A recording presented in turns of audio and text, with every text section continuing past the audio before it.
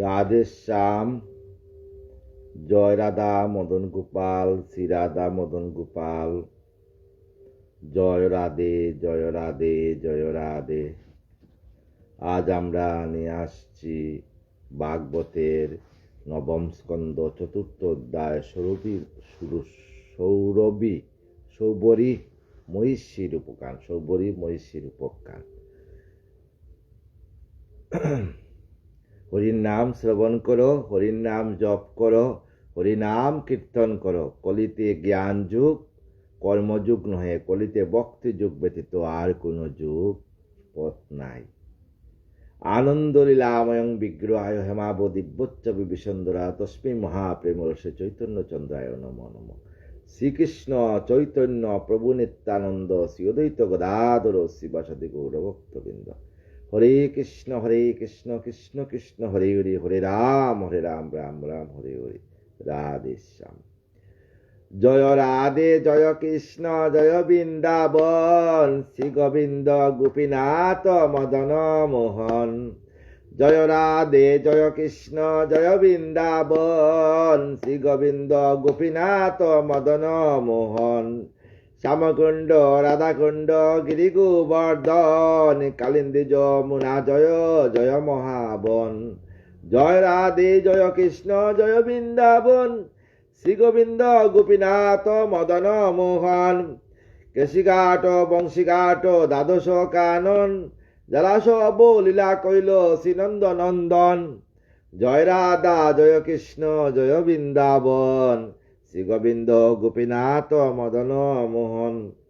শ্রীনন্দ যশোদা জয় জয় গোপগণ, শ্রীদামাদি জয় জয় জয় দেনু বৎসগণ। জয় রাধা জয় কৃষ্ণ জয় বৃন্দাবন, শ্রী গোবিন্দ গোপীনাথ মদন মোহন। জয় বিষবানু জয় জয় দেনু, জয় বিষবানু জয় কীর্তিদা সুন্দরী। জয় পৌর্ণমাসী জয় আবির নগরী। জয় রাধা জয় কৃষ্ণ জয় বৃন্দাবন, শ্রী গোবিন্দ গোপীনাথ মদন মোহন। জয়স্ব জয় জয় গোপীশ্বর বৃন্দাবন মাজ, জয় জয় কৃষ্ণ সখা বটুদি জরাজ। জয় রাধা জয় কৃষ্ণ জয় বৃন্দাবন, শ্রী গোবিন্দ গোপীনাথ মদন মোহন। জয় গাঠ রাম জয় রোহিণী নন্দন, জয় জয় বৃন্দাবন বাসী যত জন। জয় রাধা জয় কৃষ্ণ জয় বৃন্দাবন, শ্রী গোবিন্দ গোপীনাথ মদন মোহন। জয় দ্বিজ পত্নী জয় নাগকন্যাগণ, ভক্তিতে যারা পাইল গোবিন্দ চরণ। জয় রাধা জয় কৃষ্ণ জয় বৃন্দাবন, শ্রী গোবিন্দ গোপীনাথ মদন মোহন। শ্রীরাসমণ্ডল জয় জয় রাধা শ্যাম, জয় জয় রাসলীলা সর্বমনোরমা। জয় রাধা জয় কৃষ্ণ জয় বৃন্দাবন, শ্রী গোবিন্দ গোপীনাথ মদন মোহন। জয় জয় রস রস সর্বরস সার, পরকিয়া বাবে যাহা ব্রজেতে প্রচার। জয় রাধা জয় কৃষ্ণ জয় বৃন্দাবন, শ্রী গোবিন্দ গোপীনাথ মদন মোহন। আমার মদন মোহন। শ্রীজাহ্নবীর পাদপদ্ম করিয়া শরণ, দীনকৃষ্ণ দাস কয়ে নাম সংকীর্তন। জয় রাধা জয় কৃষ্ণ জয় বৃন্দাবন, শ্রী গোবিন্দ গোপীনাথ মদন মোহন। দাওলন দিয়ালুক গৌরাঙ্গ দেখিতে, আনন্দে আকুলোচিত না পারে চলিতে। জয় রাধা জয় কৃষ্ণ জয় বৃন্দাবন, শ্রী গোবিন্দ গোপীনাথ মদন মোহন। দুঃখিত চাকুর আখি না রইল মাতিয়া, চিরদিনের গৌরাচাঁদের বদন হেরিয়া। দুঃখিত চাকুর আখি রইল মাতিয়া। জয় রাধা জয় কৃষ্ণ জয় বৃন্দাবন, শ্রী গোবিন্দ গোপীনাথ মদন মোহন। হেরিয়াব কত জন আনন্দে বিবর, জননী পাইয়া গোরা চাঁদে করে কুর। জয় রাধা জয় কৃষ্ণ জয় বৃন্দাবন, শ্রী গোবিন্দ গোপীনাথ মদন মোহন। মরণ শরীরে যেন পাইল পরাণ, গৌরাঙ্গ নদিয়াপুরে বাসুকুশ গান। জয় রাধা জয় কৃষ্ণ জয় বৃন্দাবন, শ্রী গোবিন্দ গোপীনাথ মদন মোহন, আমার মদন মোহন। জয় রাধে রাধশ্যাম, রাধে শ্যাম, রাধে শ্যাম। শ্রীমদ্ ভাগবত নবম স্কন্ধ চতুর্থ অধ্যায়, সৌবরী মহিষীর উপাখ্যান। সম্বুধিয়া কয়ে সুত যত ঋষি গণে, অপূর্ব সুখের বার্তা শুনয় এক মনে।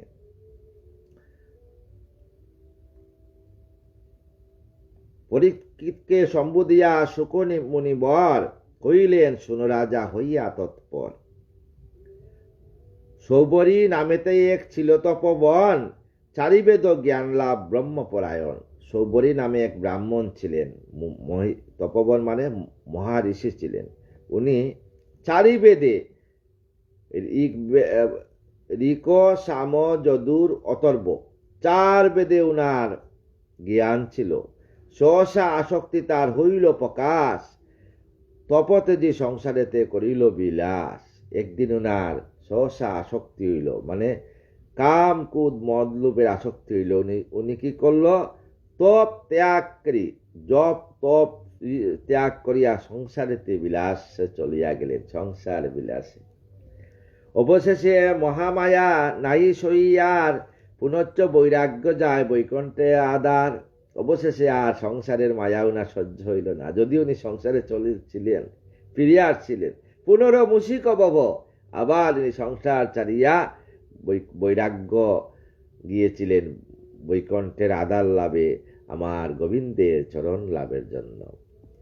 সুখের বচন শুনি রাজা পরীক্ষিত, আশ্চর্য হইয়া তারে কহেন নিশ্চিত। এই কথা শুনিয়া, সুখমুখে শুনিয়া পরীক্ষিত রাজা আশ্চর্য হইয়া বলছেন, নিশ্চিত ব্রহ্মের ভক্ত মহাতপবন, এই ব্রহ্মের ভক্ত মহাতপদন মানে মহাঋষি কেমনে সংসার প্রতি ফিরাইল মন, কেমনে আবার সংসার প্রতি মন ফিরাইলেন, কেমনে বা মহামায়া বুঝিয়া চলন, অন্তিমে হইল হরি প্রেমের মগন। কেমনে উনি যে সংসারের মায়া মহামায়ার ছলনা বুঝিয়া অন্তিমে সব ত্যাগ করিয়া আবার গোবিন্দর চরণে এবার মতিগতি হইল।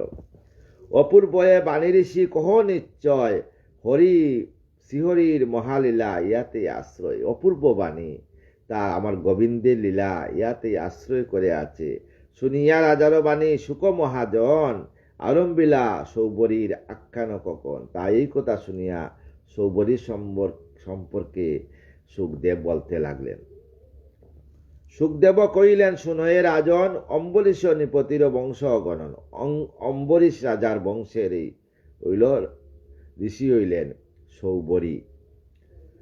বিরূপ আর শম্ভু আর কেতুমান নাথ, অম্বরীশ পুত্র তার অতি গুণ দাম। অম্বরীশের 3 পুত্র ছিল, বিরূপ, শম্ভু আর কেতুমান নাম। বিরূপের বংশ যারা ক্ষেত্রজ ব্রাহ্মণ, বিরূপের যারা সবাই ক্ষেত্রজ ব্রাহ্মণ। অঙ্গরীষ গোত্র যার খ্যাতি অতুলন, যাদের অঙ্গরীষ গোত্র তারা হইল খ্যাতি অতুলন, আঙ্গিরস পুত্র। মনুর নাসিকা হতে এক পুত্র হয়, ইক্ষ্বাকু নামে তার বিশ্ব পরিচয়।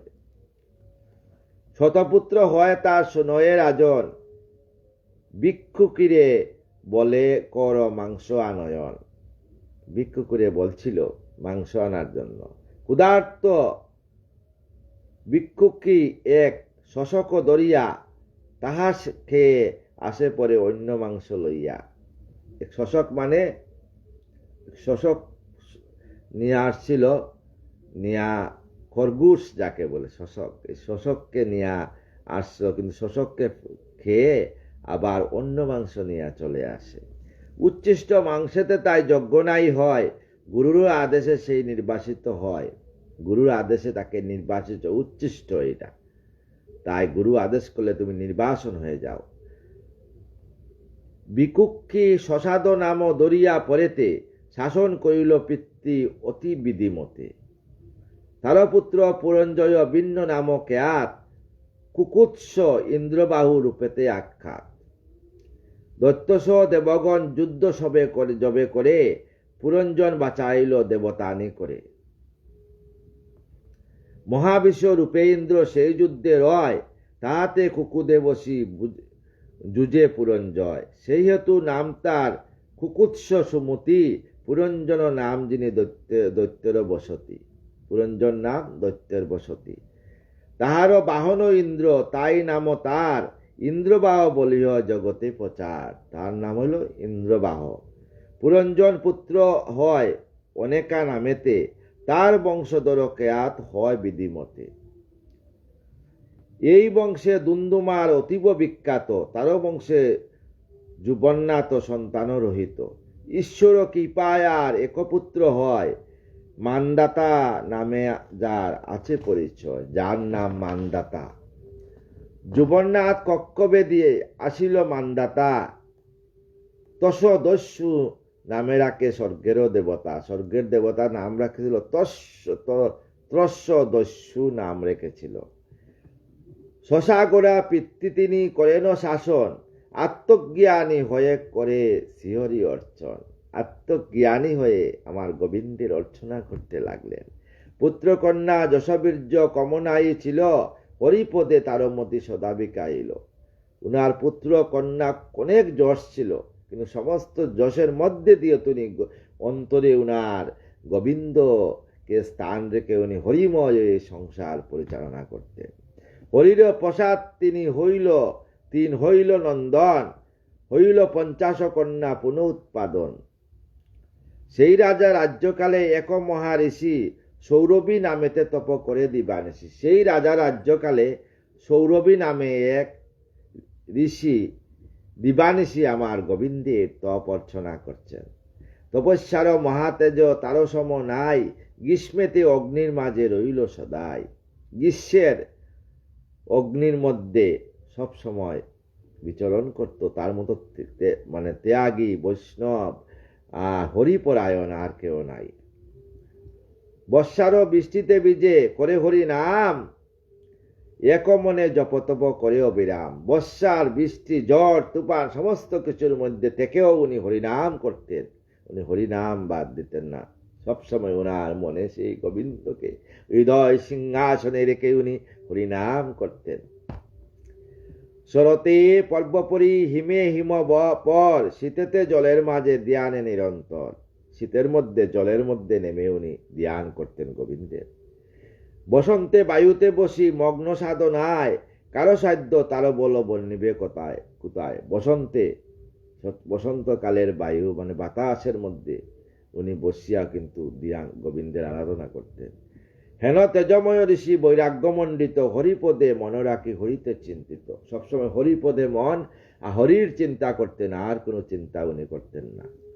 আজন্ম বৈরাগ্যহীন বুকরত নন, না জানেন কিবা বুক সংসারে কেমন। আজন্ম বৈরাগ্য, কিন্তু উনি সংসার সম্বন্ধে বুক সম্বন্ধে উনি জানতেন না কিছু।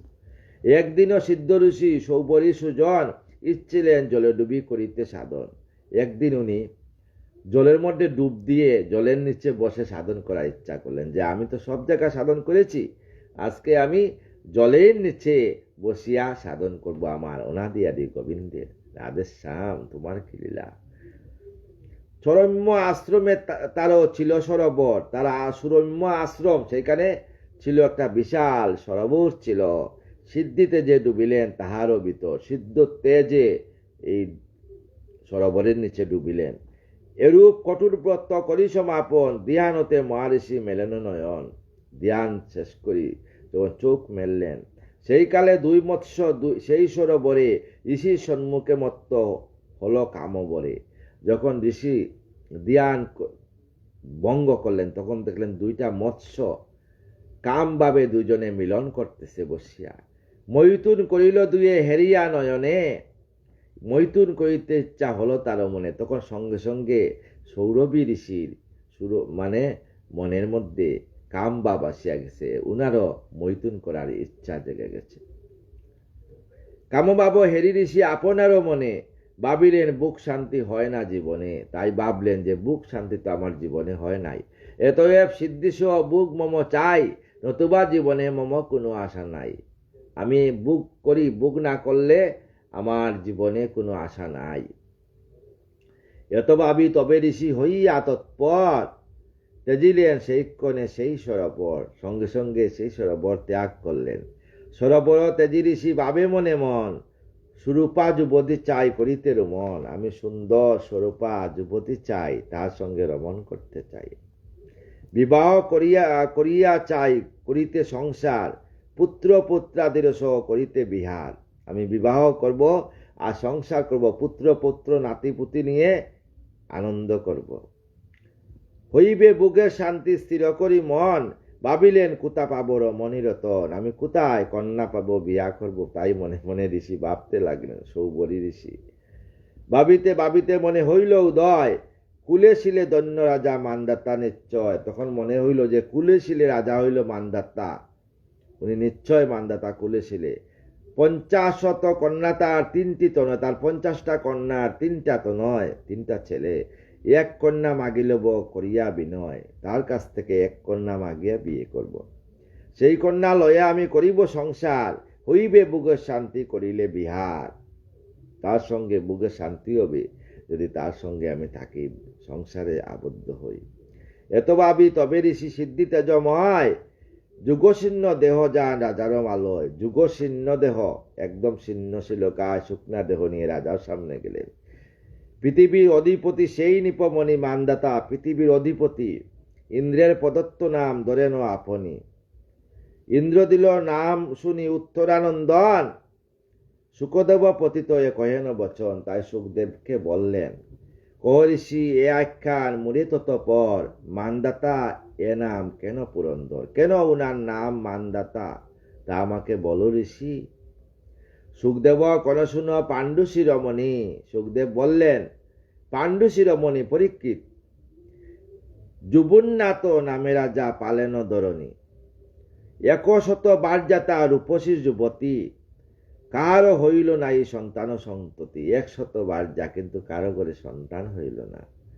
পুত্রহীন নিপত তবে বাবে মনে মন, পুত্রহীন জন্ম মিথ্যা জীবনে মরণ।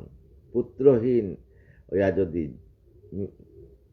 মরণ হয়, তাইলে পুত্রহীন থাকলে মানে জীবনে মরণ।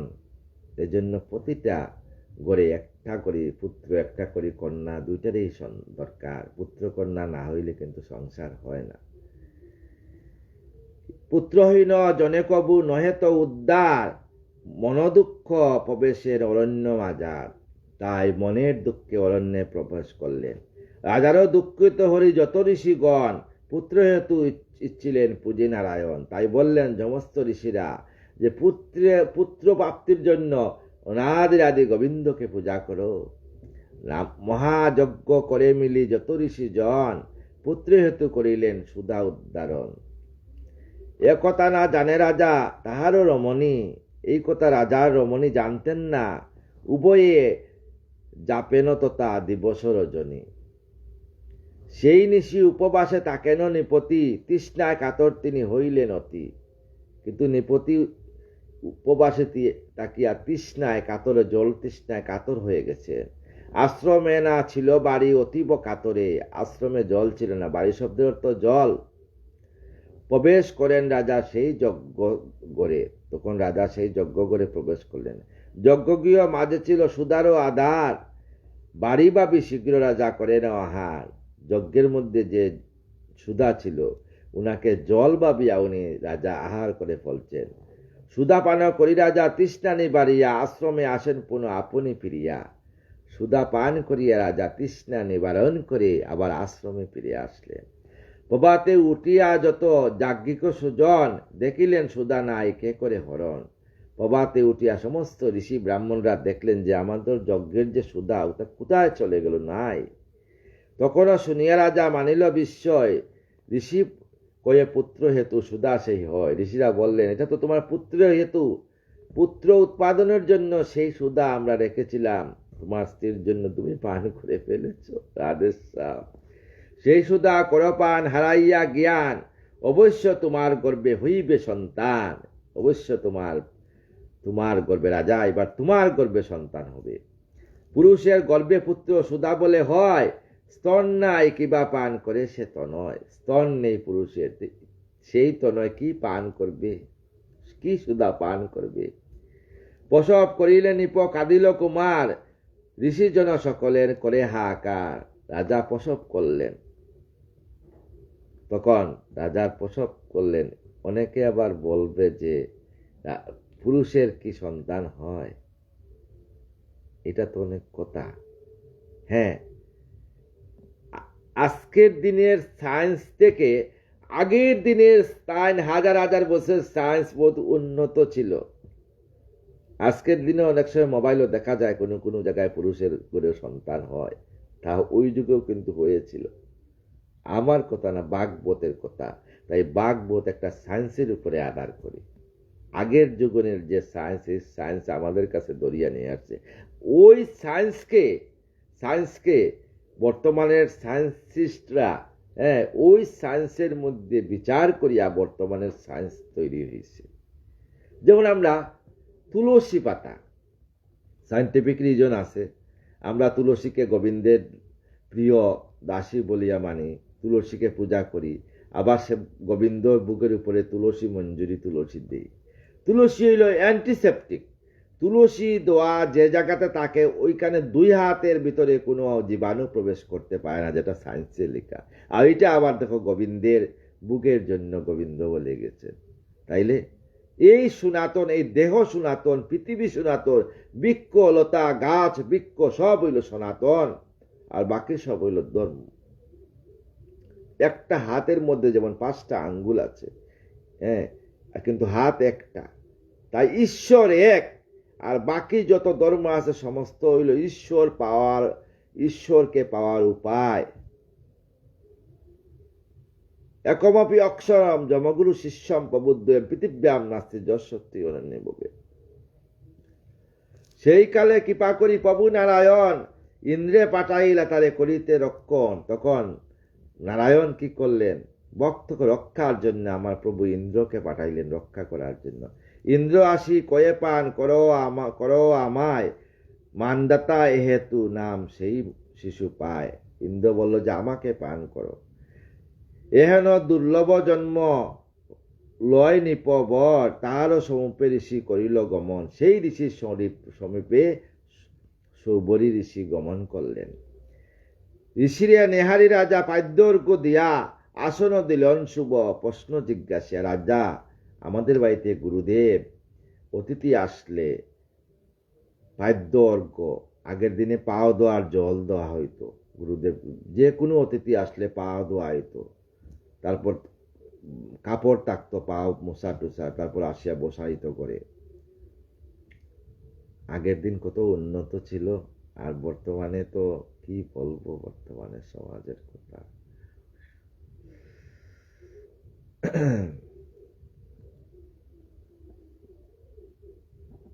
ঋষিরে নেহারি রাজা পাদ্যর্ঘ দিয়া আসন দিলেন শুভ। প্রশ্ন জিজ্ঞাসিয়া আসন দিয়ে বললেন, আপনি কি জন্য এসেছেন?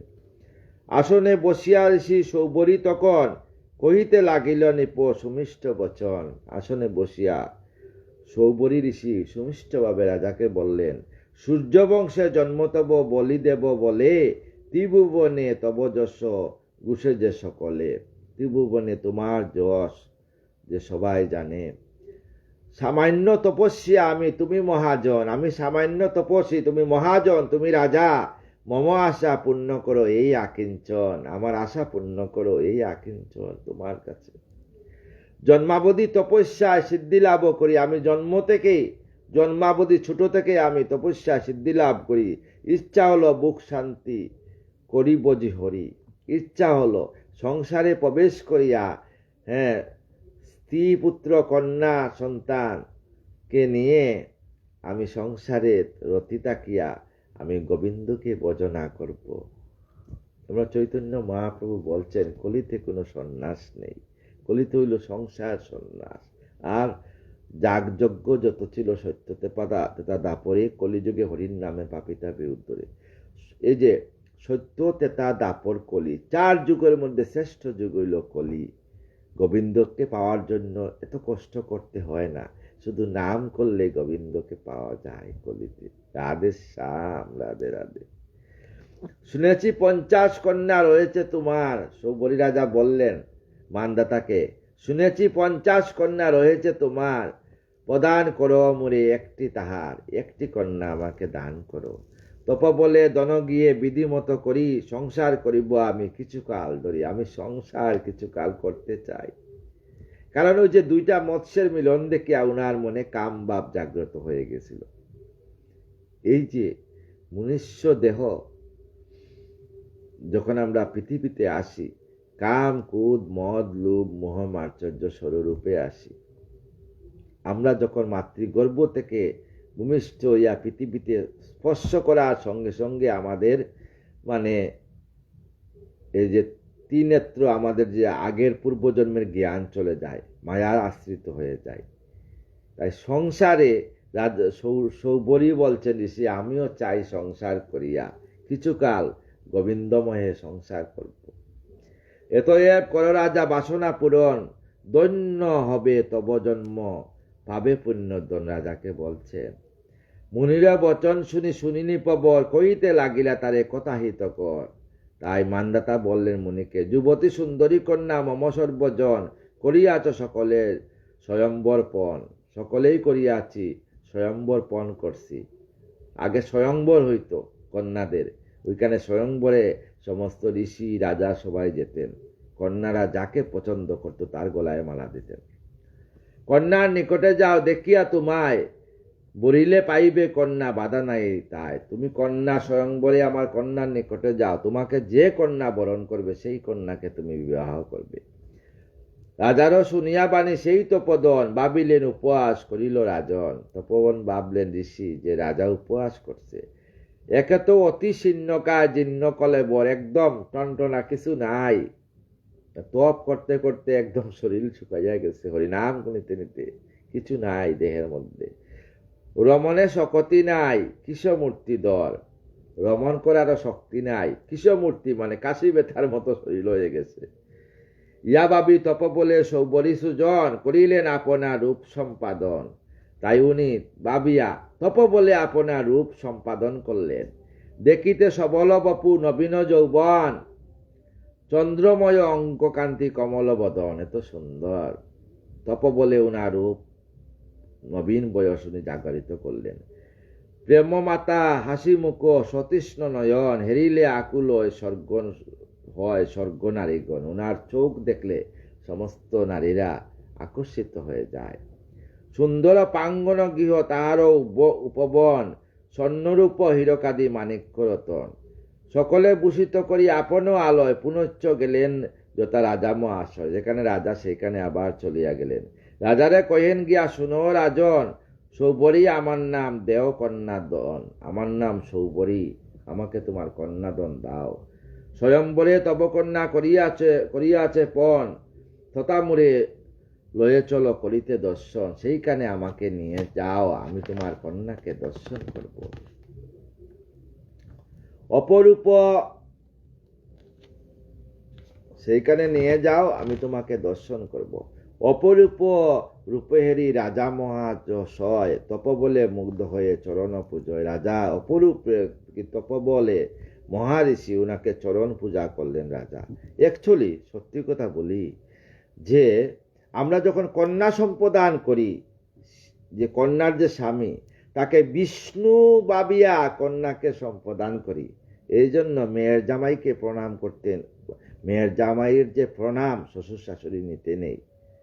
এইটা আবার মিথিলার দিকে নেপালিরা কিন্তু খুব মানে, আমাদের আসামবাসীরা কিন্তু খুব মানে, কিন্তু যে মেয়ের জামাই প্রণাম নিতে নাই। কারণ যেহেতু আমি বিষ্ণুভাবী আমার কন্যাকে দান করছি, তাই কন্যা মানে মানে শ্বশুর বাড়ির শ্বশুর শাশুড়ির প্রণাম মানে জামাই নিতে নাই, আর জামাইকেও প্রণাম মানে প্রণাম করাইতে নাই। শ্বশুর শাশুড়ি বলতে হয় যে বাবা প্রণাম করিও না।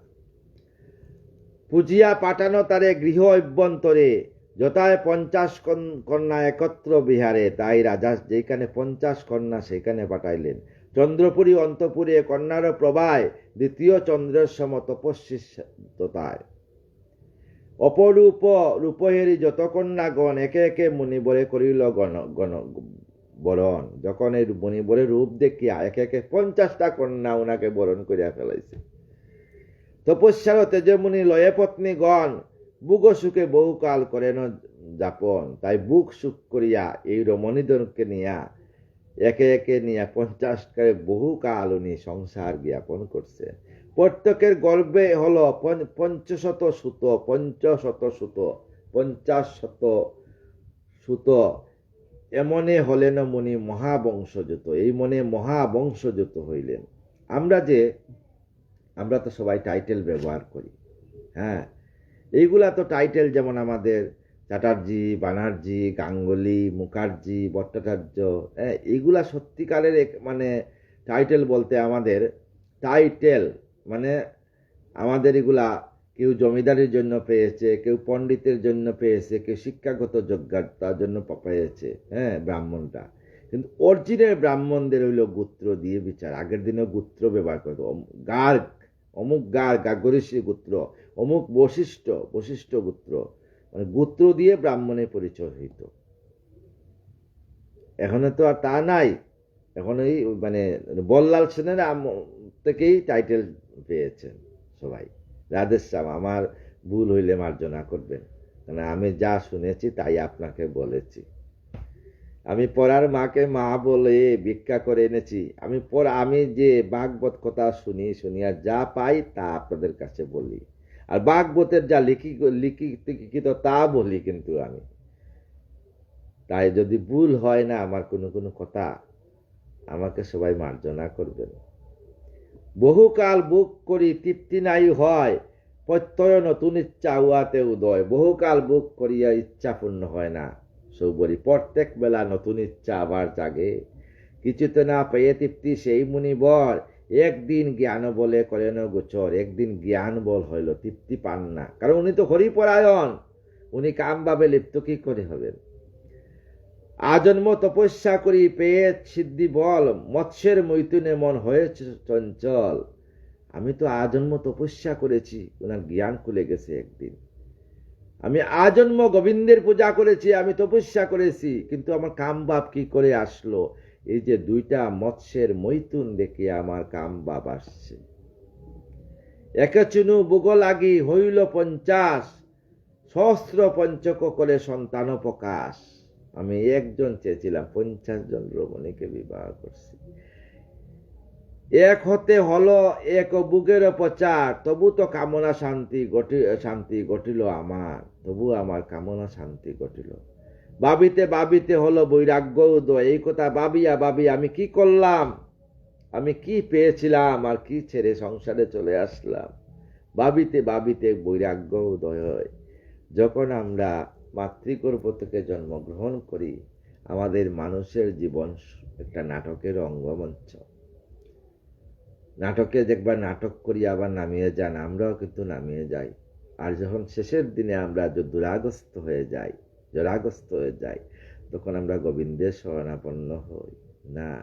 আগের থেকে যদি গোবিন্দ ছোট থাকে, যদি সন্তানকে, হ্যাঁ, আগে গুরুকুল ছিল, এখনো গুরুকুল আছে, এখনো স্কুল কলেজ আছে, কিন্তু প্রত্যেক মা বাবার উচিত যে ভালো সংস্কার দেওয়া, আর সন্তানকে সবসময় সন্তানের হৃদয়ে কৃষ্ণ বাবাময় ভাব রাখিয়া পড়াশোনা চালিয়ে যাওয়া, সংসার চালিয়ে যান, দেখবেন সেই সংসার সুখী হবে রমণীর গুণে।